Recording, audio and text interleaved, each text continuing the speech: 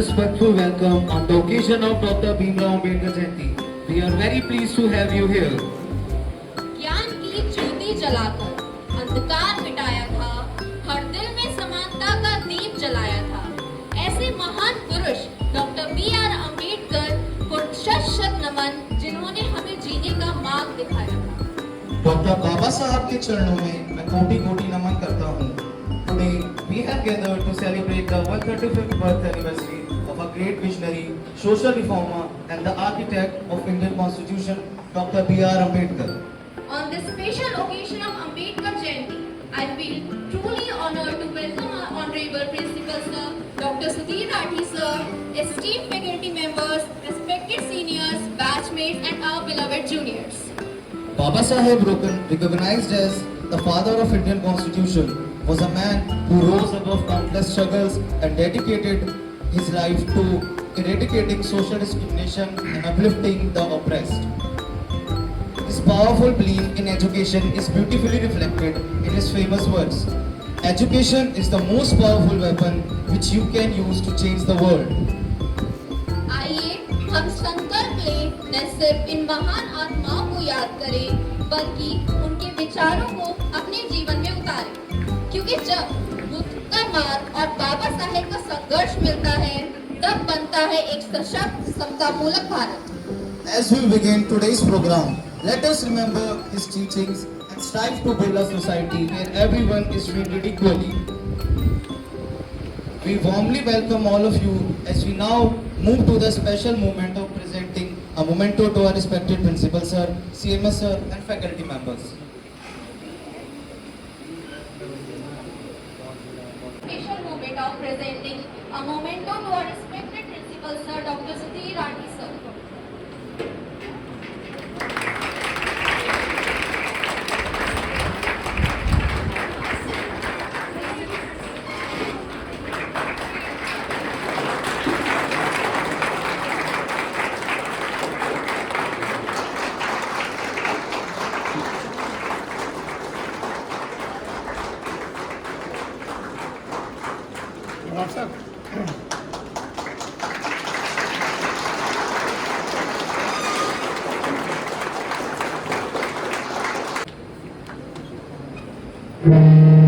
Knowledge and wisdom.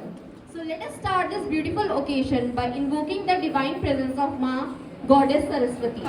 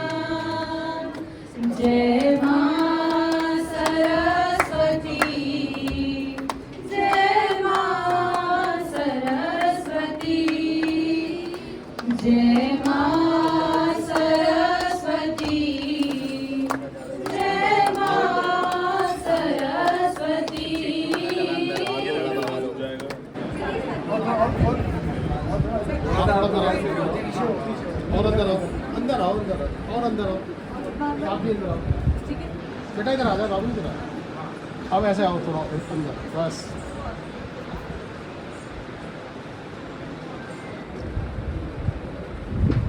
Thank you.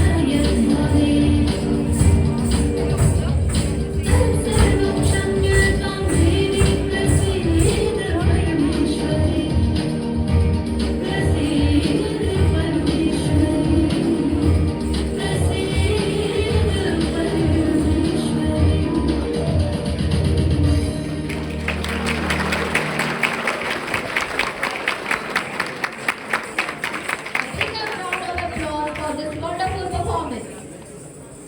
It is rightly said that a good teacher can inspire hope, ignite imagination.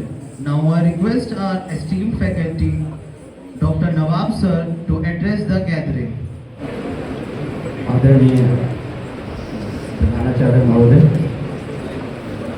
हमारे केंद्र साहब और सलाहकार में मौजूद सभी हमारे फैकल्टी के लोग, सभी हमारे प्रिय छात्र और कर्मचारीगण, मीडिया कर्मी, सभी लोगों को मैं सबसे पहले अपने बाबा साहब डॉक्टर भीमराव अम्बेडकर की 135वीं जयंती की शुभकामनाएं देता हूँ। महिलाओं के लिए उत्थान में कार्य किया, दलितों के लिए, पिछड़ों के लिए और देश के उत्थान के लिए बहुत अग्रणीय कार्य किए।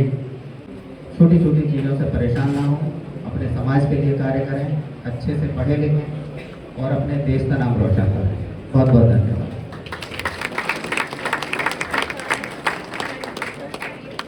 With peace and mindfulness, let us seek the blessings of our Gautam Buddha. Buddham Sharanam Gacchami.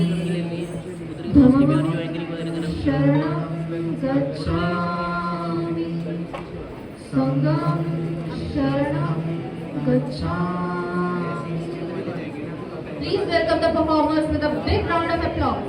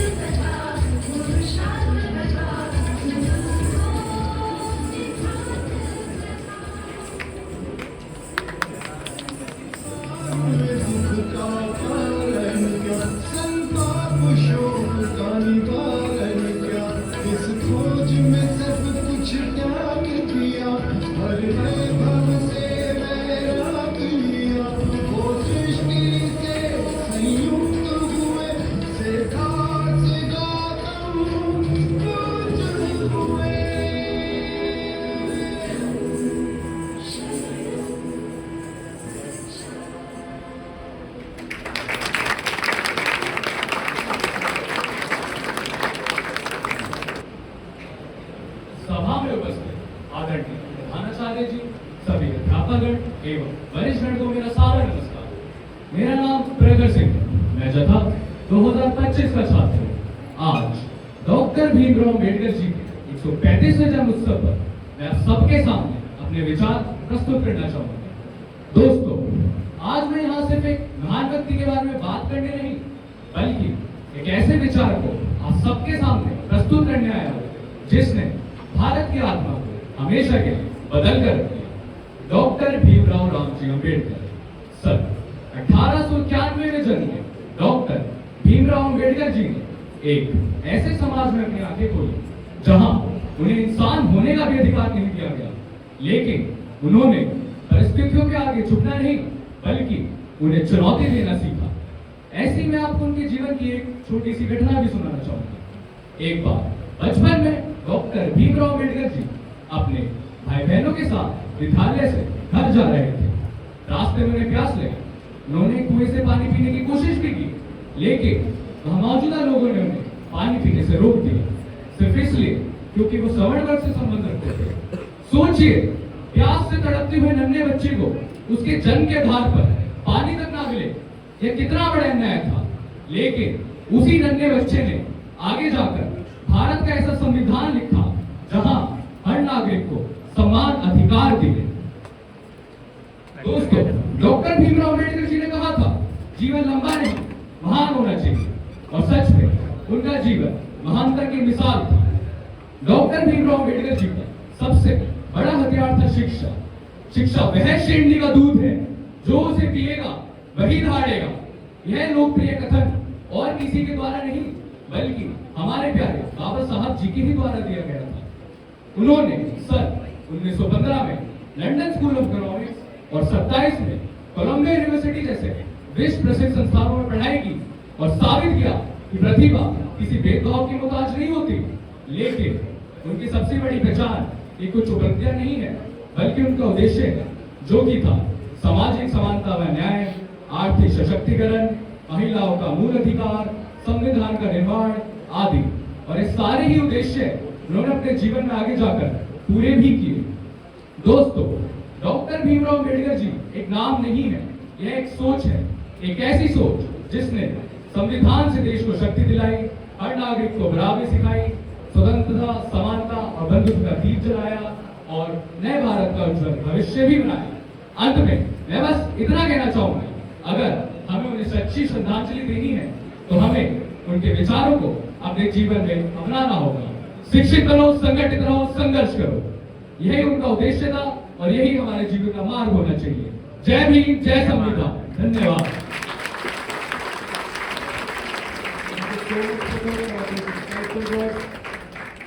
अब हम बढ़ते हैं उस युग की ओर जहां से शुरू होती है एक महान संघर्ष की कहानी।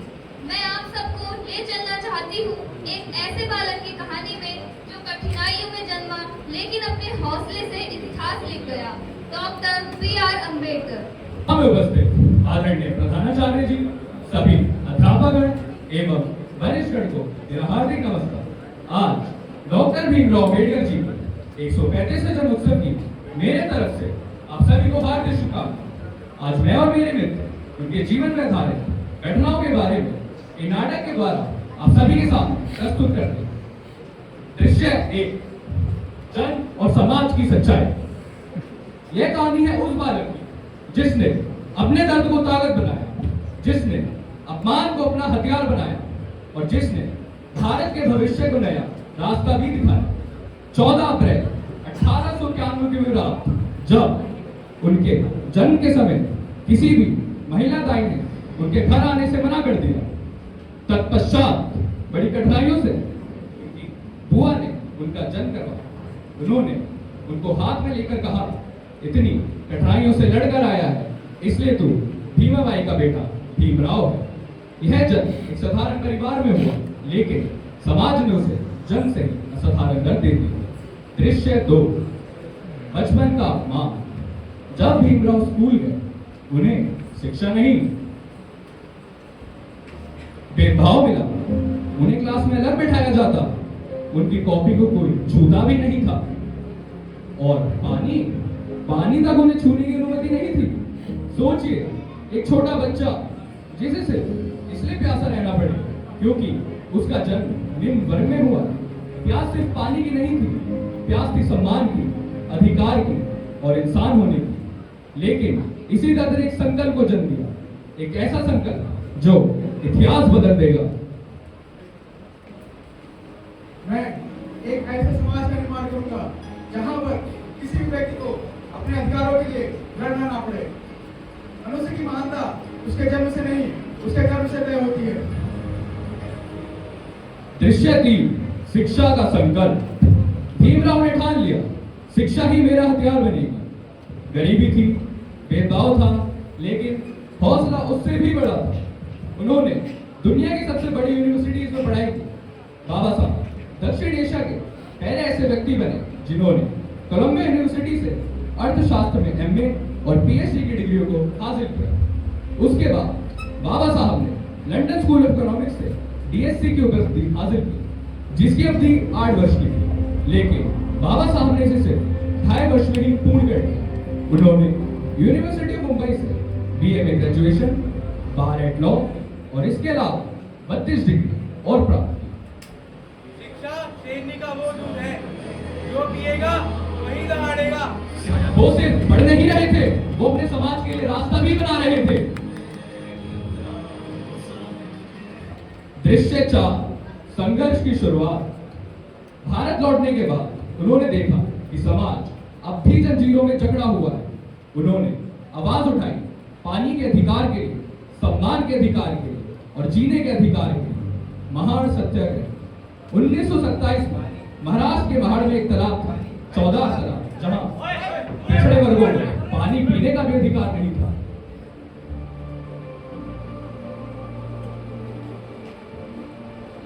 पानी पर सबका अधिकार है। आज हम इस अन्याय के खिलाफ आवाज उठाएंगे। चलो का दर के किनारे। 20 मार्च 1927 को बाबा साहब के नेतृत्व में हजारों लोगों ने तालाब से पानी पिया। यह सिर्फ पानी की लड़ाई नहीं थी, यह सम्मान की लड़ाई थी। दृश्य 5 विचारों की टकराहट। साल 1932 में भारत में अंग्रेजों का शासन था। राम से मैकडोनाल्ड ने कॉमन अवार्ड की घोषणा की, जिसमें निम्न वर्गों के लिए अलग निर्वाचन का प्रावधान था। यह निर्णय भारत के नेताओं के बीच विवाद का कारण बना। एक तरफ थे गांधी जी और दूसरी तरफ थे बाबा साहब। हमारे समाज को सदियों से दबाया गया है। अगर हमें अलग निर्वाचन मिलेगा तो हम अपने अधिकारों के लिए सही प्रतिनिधि चुन पाएंगे। मैं अलग निर्वाचन के खिलाफ हूँ। यह समाज को और बांट देगा। मैं इसके विरोध में आमरण अनशन करूंगा। गांधी जी के अनशन से देश में चिंता फैल गई। सभी लोग समाधान चाहते थे।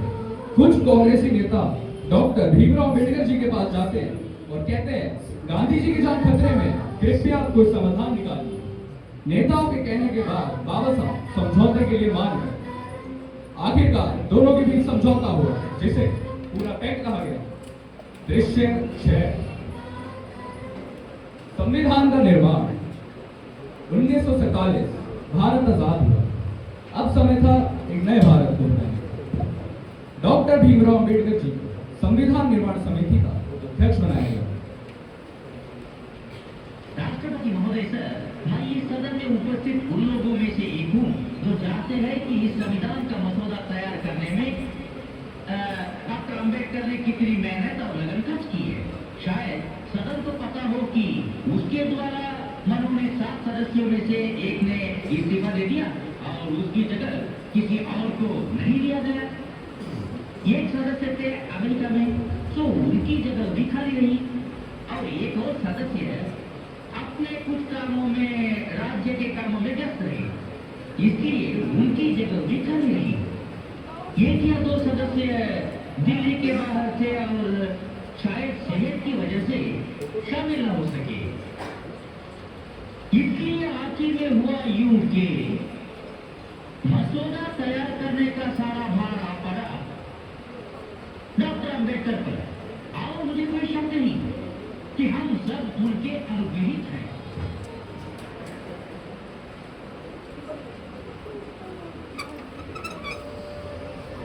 मैं यहाँ पर संविधान की अच्छाइयाँ गिनाने नहीं आया हूँ। क्योंकि मुझे लगता है कि संविधान कितना भी अच्छा क्यों ना हो, वो अंततः बुरा ही साबित होगा अगर उसे इस्तेमाल में लाने वाले लोग बुरे होंगे। और संविधान कितना भी बुरा क्यों ना हो, वो अंततः अच्छा ही साबित होगा अगर उसे इस्तेमाल में लाने वाले लोग अच्छे हों। यह सिर्फ एक किताब नहीं थी, यह करोड़ों लोगों की उम्मीद थी। 14 अक्टूबर 1956 को नागपुर में उन्होंने अपने लाखों समर्थकों के साथ बौद्ध धर्म स्वीकार किया।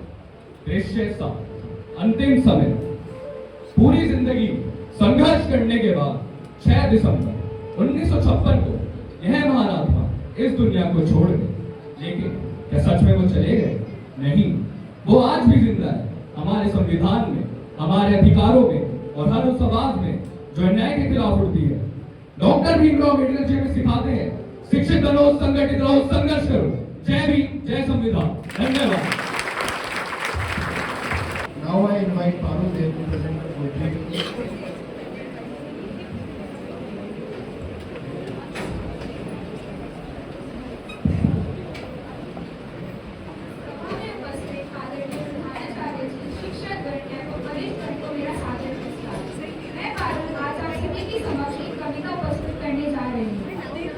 अंधेरों में जब दुनिया खोई, आवाज एक प्रखर की रोई। अन्याय की जंजीरों में बनकर, अन्याय की जंजीरों में बनकर उठे वो बनकर सत्य के अंदर। किताबों को हथियार बनाया, किताबों को हथियार बनाया, ज्ञान का दीप जग में जलाया। हर एक दिल को हक दिलाने संघर्षों से राह सजाया। टूटी जो जाति की दीवारें, टूटी जो जाति की दीवारें, उनसे बिखरी नई उजियारें। हर इंसान को सम्मान मिले, ऐसे सपनों के थे वो तारे। संविधान की ज्योति जलाकर न्याय का संदेश फैलाया। एक समान को देश हमारा, ऐसा भारत रूप बनाया। हे अम्बेडकर, तुम्हारा प्रकाश आज भी देता है विश्वास। तेरे सपनों की राह पर चलकर बढ़ता भारत का विश्वास। धन्यवाद। संगीत वह माध्यम है जो दिलों को जोड़ता है और भावनाओं को आवाज देता है। आज की यह प्रस्तुति समर्पित है उन महान विचारों को जो हमें समानता और मानवता का पाठ सिखाते हैं।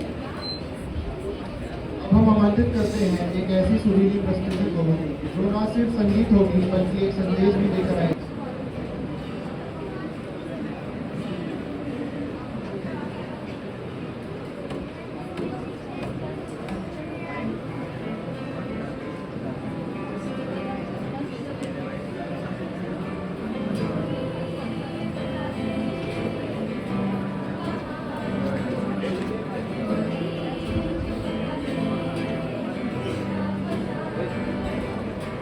सभी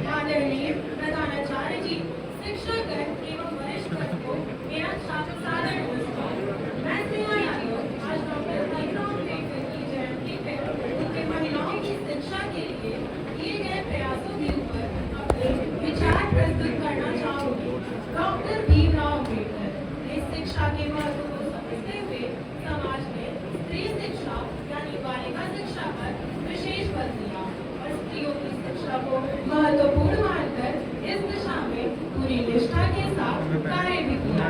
डॉक्टर भीमराव अम्बेडकर स्त्री शिक्षा को लेकर कितने चिंतित और गंभीर थे, इसका अनुमान हम स्त्रियों की शिक्षा के लिए किए गए उनके अथक प्रयासों से लगा सकते हैं।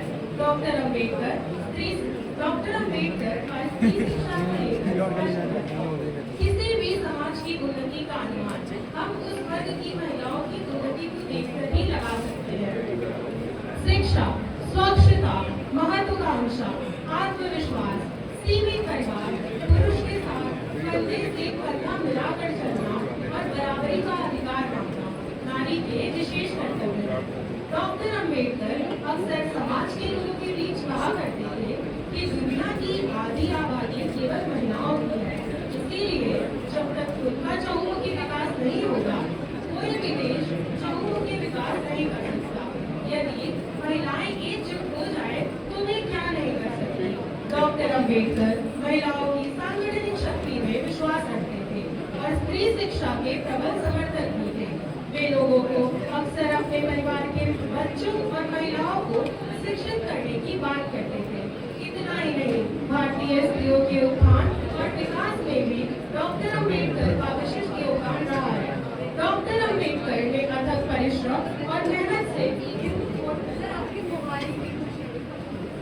हिंदू कोड बिल पूर्णतः पारित नहीं हो सका। बेहद दुखी मन से उन्होंने कहा था, संविधान पास होने की अपेक्षा हिंदू कोड बिल पास हो जाए तो मुझे अधिक आनंद होगा।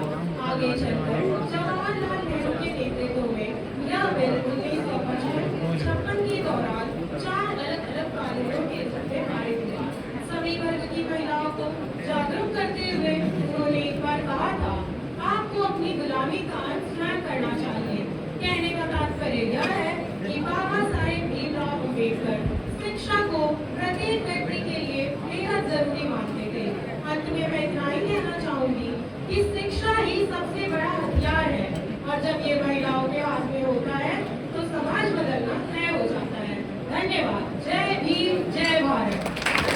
सभा में उपस्थित आदरणीय प्रधानाचार्य जी, सभी शिक्षकगण एवं सभी वरिष्ठगण को मेरा सादर नमस्कार। आज डॉक्टर भीमराव अम्बेडकर जी के 135वें जन्म दिवस की आप सभी को हार्दिक शुभकामनाएं। डॉक्टर भीमराव अम्बेडकर जी ने समाज में महिलाओं को शिक्षा दिलाने के लिए बहुत संघर्ष किया। बाबा साहब जी का मानना था कि शिक्षित महिलाएं समाज को आगे बढ़ा सकती है। आज मैं और मेरे मित्र इसी पर आधारित एक नाटक आपके सामने प्रस्तुत करना चाहते हैं, जिसका शीर्षक है शिक्षा के लिए संघर्ष। इस नाटक के पात्र हैं मोहन, जो कि पिता है, रवि, जो कि मोहन का बेटा है, सीमा, जो कि मोहन की बेटी है, सुरेश, जो कि मोहन का पड़ोसी है, और डॉक्टर। दृश्य 1, घर के बाहर।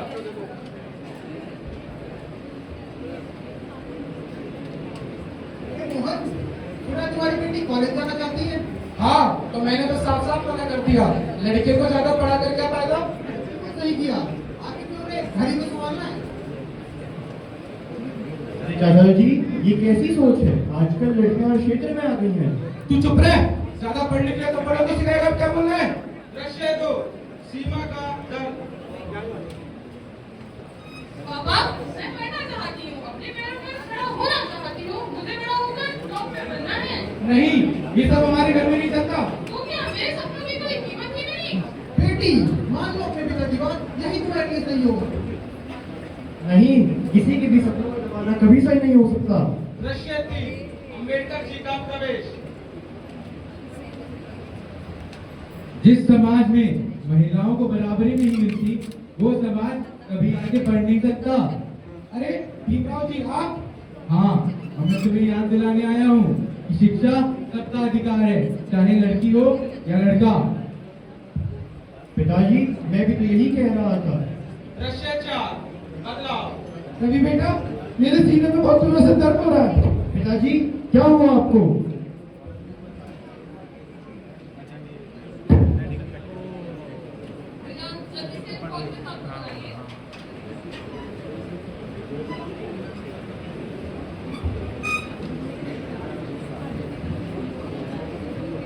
अच्छा हुआ आपने इन्हें वक्त पे शिक्षा दे दिया, वरना इनका बचना मुश्किल होता। डॉक्टर साहब, पिताजी को कुछ होती तो शायद गांव के वेद को दिखाकर हम पिताजी को खो देते। बेटी मुझे माफ कर दो, मैंने तुम्हें समझा ही नहीं। आज से तुम पढ़ोगी, जितना चाहे उतना पढ़ोगी और बड़े होके डॉक्टर बनोगी। हाँ, यही सही फैसला है। आज से मैं भी अपनी बेटी को पढ़ाऊंगा। अंतिम संदेश। शिक्षा ये ऐसी शक्ति है और ये हर इंसान का अधिकार है। जब लड़कियों को मौका मिलेगा तभी समाज आगे बढ़ेगा।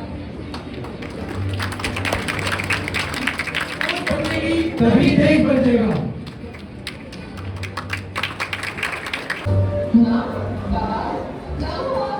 देखो आज मैं स्कूल में फर्स्ट आई हूँ। माँ, पापा, आज अपनी बेटी को लेकर लड़के वाले आए, तैयारी करना शुरू कर दो। लेकिन अभी तो वो बहुत छोटी है। बाबा, बाबा मैं आपको छोड़ के कहीं नहीं जाना चाहती। अभी तो मुझे बहुत पढ़ना है। माँ, माँ समझाओ ना मुझे बाबा को। ये मेरा आखिरी फैसला है।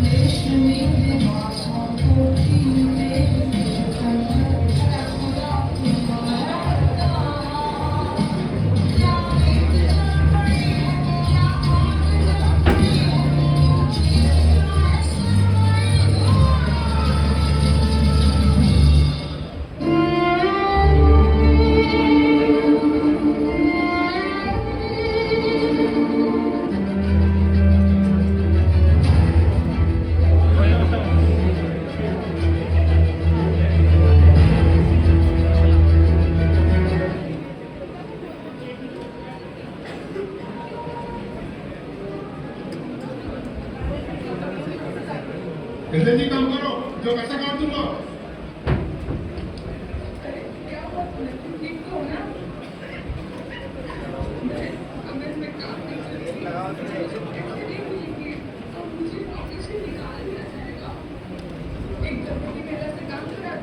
एक दंपति मेरा को पूरा करके मैटरनिटी लीव का।